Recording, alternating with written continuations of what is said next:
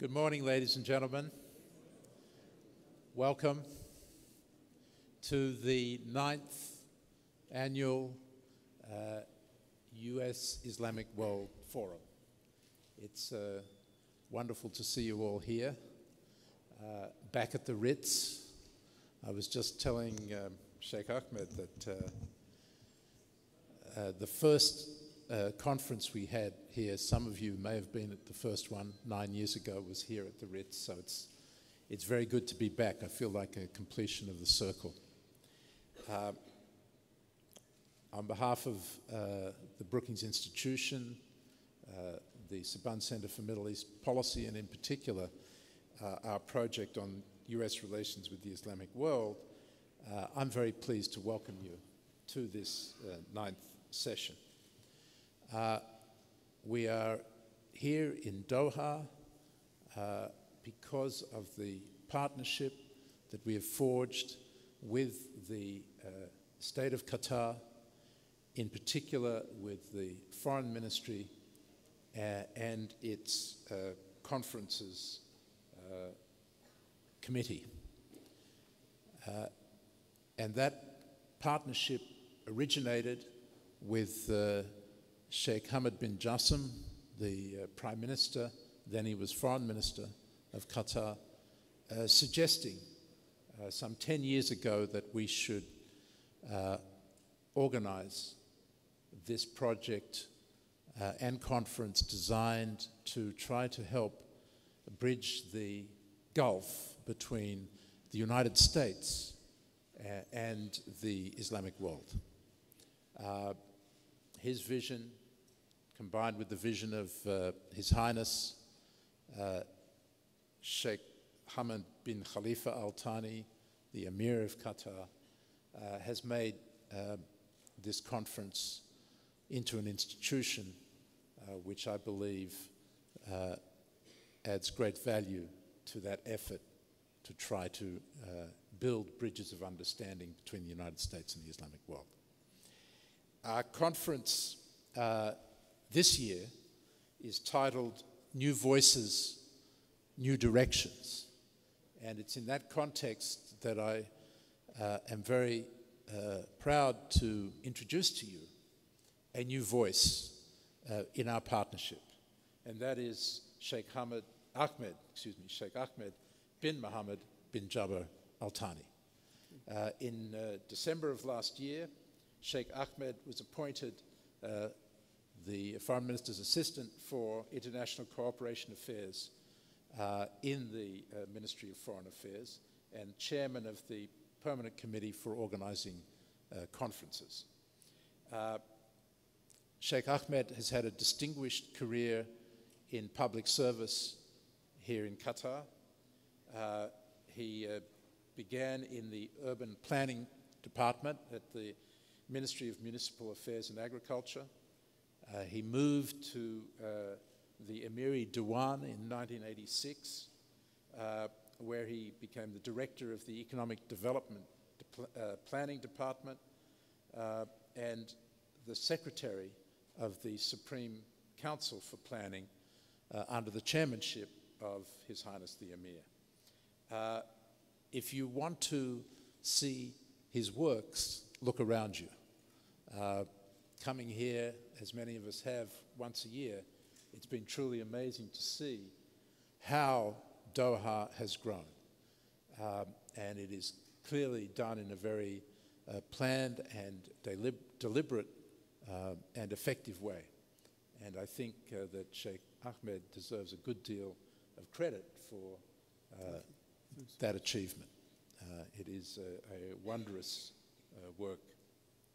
So I'm very glad to have the chance to partner with him in this endeavor and to welcome him to the 9th U.S. Islamic World Forum. Sheikh Ahmed. Thank you. Thanks a lot.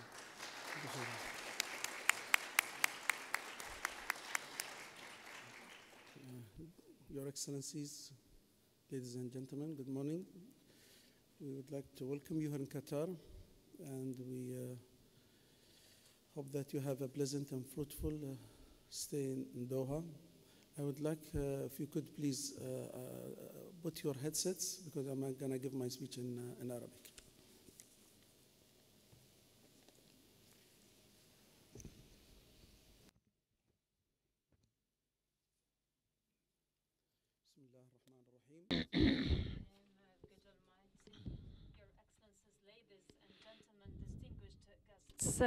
I would be pleased to welcome you in Doha in the 9th session for U.S.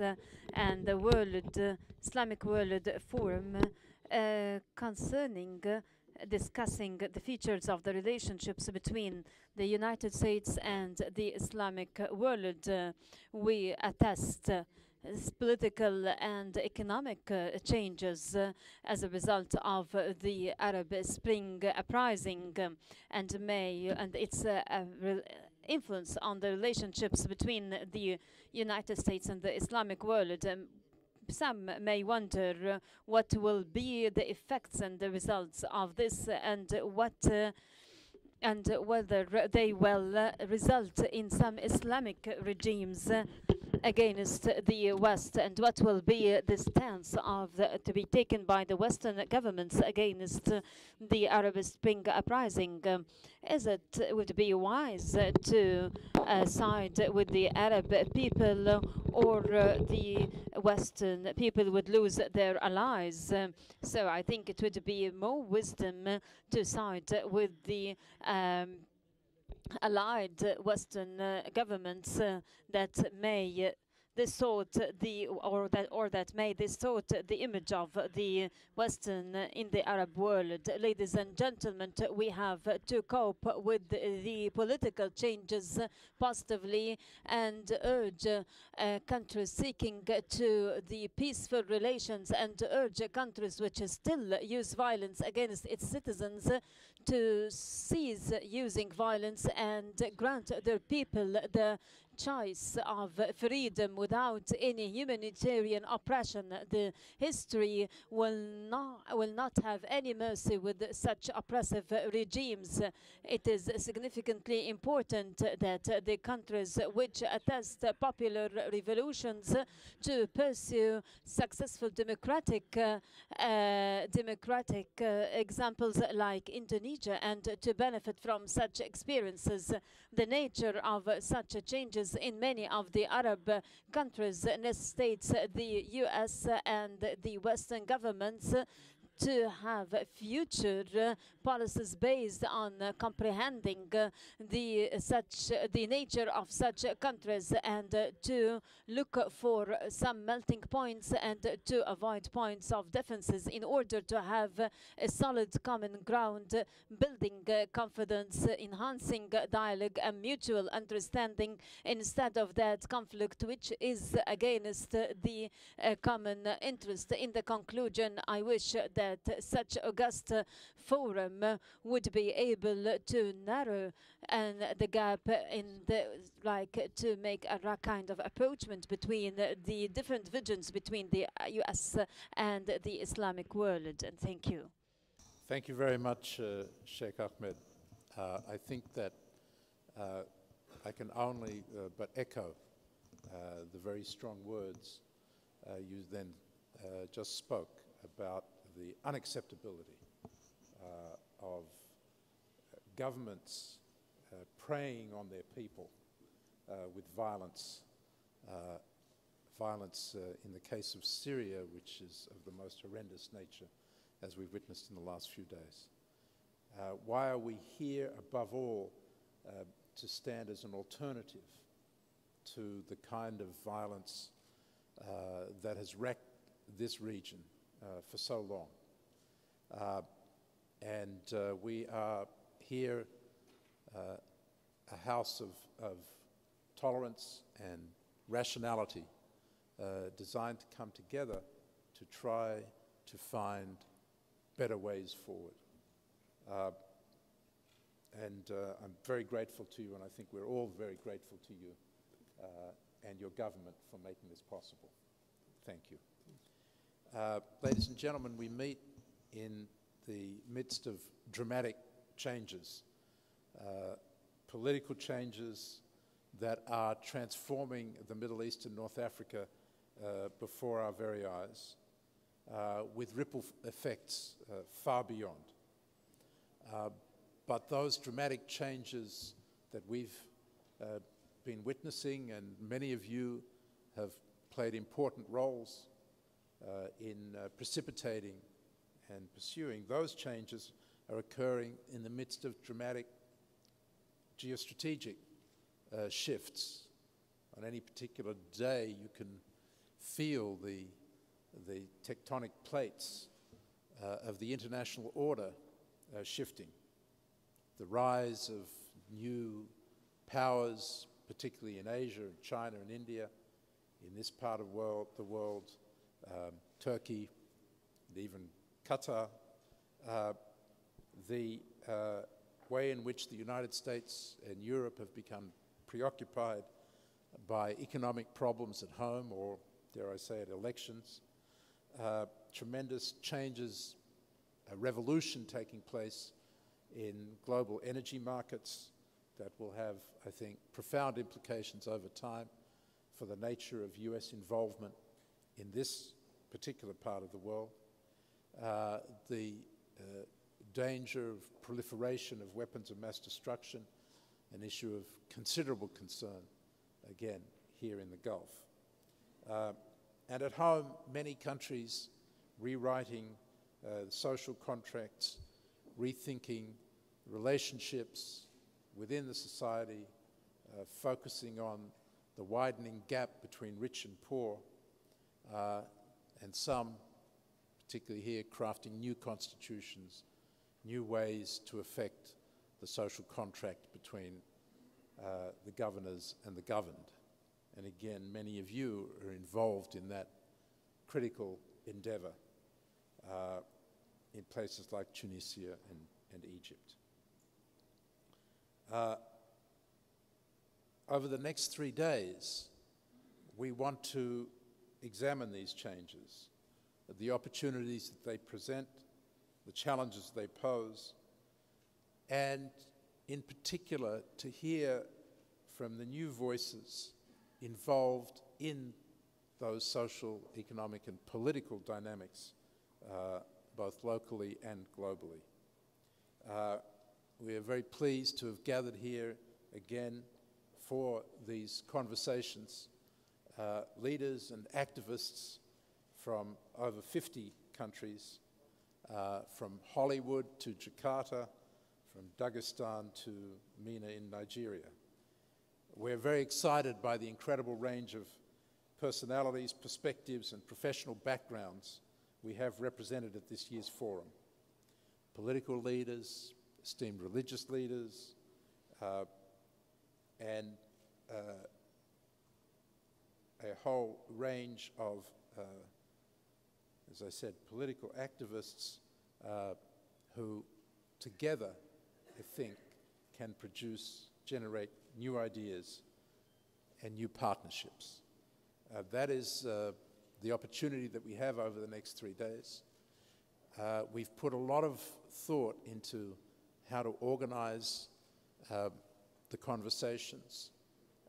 We've come up with some new ideas of how to do that after 9 years now of experience in this effort. I'm going to introduce one of the key leaders in structuring this, Steve Grand, the director of our project on U.S. relations with the Islamic world, to walk you through this today. But I want to say, in advance of him doing that many of us, probably all of us, have been in conferences, have been talked to more than you've had a chance to speak yourselves. We have a very different way of doing business here, as Steve will describe to you. And I hope that you will take full advantage of it by participating in an active way in the opportunities that we're going to provide. Steve?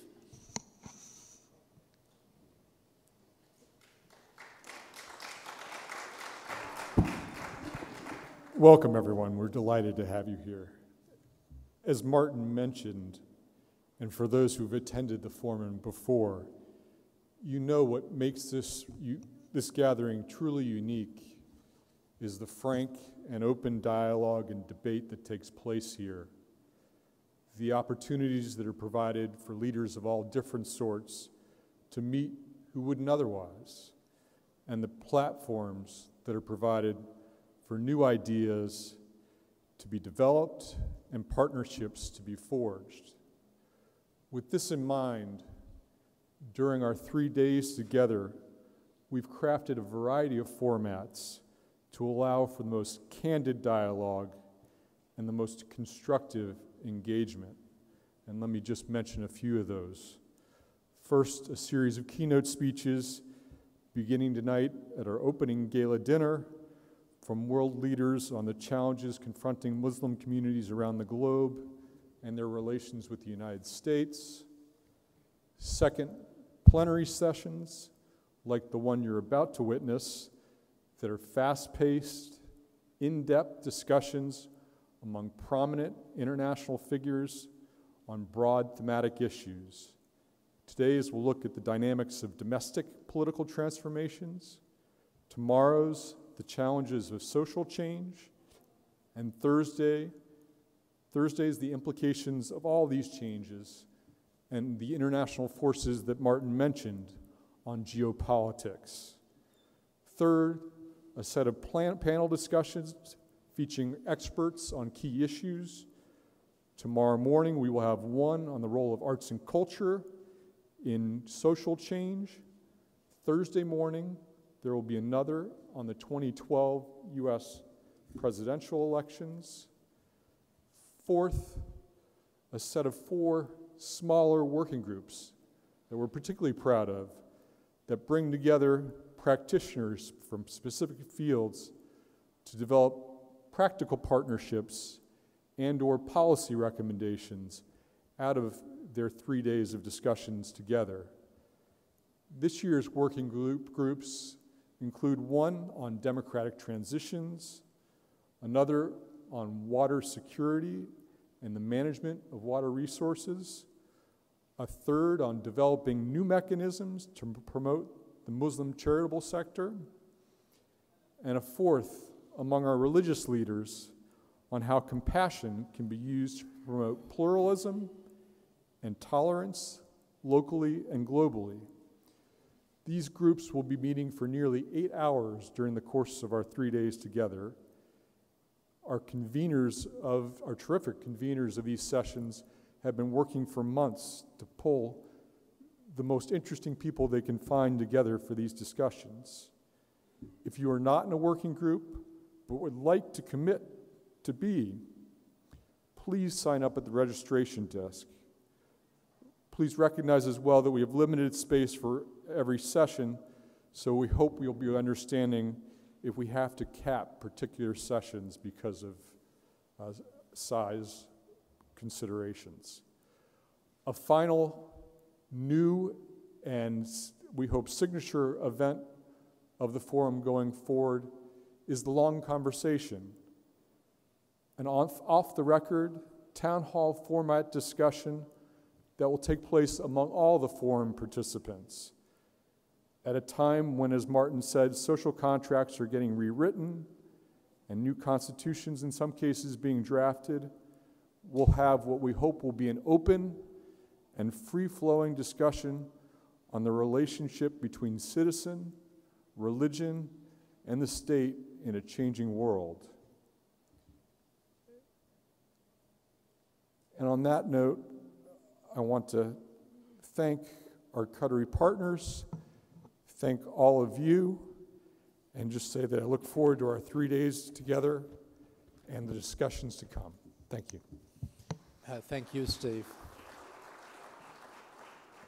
Normally we say thank you to Steve and Daria Badani, his deputy, and the staff at the end of the conference, but they've put so much work into it that we should thank them going in as well. And also thanks, Sheikh Ahmed, to your wonderful conference organizing staff who we've worked together with for so many years now and it's a real pleasure to do so. And we're very grateful for the support and the leadership that they provide to us. So we're about to begin the first panel. As you heard from Steve, there are a whole range of ways in which all of you have the opportunity to participate and express your views in a constructive way, focused on not so much diagnosing the problems as coming up with some new ideas to try to find ways, creative ways, to move forward. I'm looking forward very much to these discussions, to meeting many of you whom I haven't had the chance to do. So in announcing that the games are about to begin, I want to reiterate again our appreciation, Sheikh Ahmed, to you, to His Highness the Emir, and of course to Sheikh Hamad bin Jassim, the Prime Minister, for making this possible. Thank you all very much. Okay, thanks a lot. So if the panelists for the first session could come up, and all of you should remain in your seats. We're going to move straight into the first panel discussion.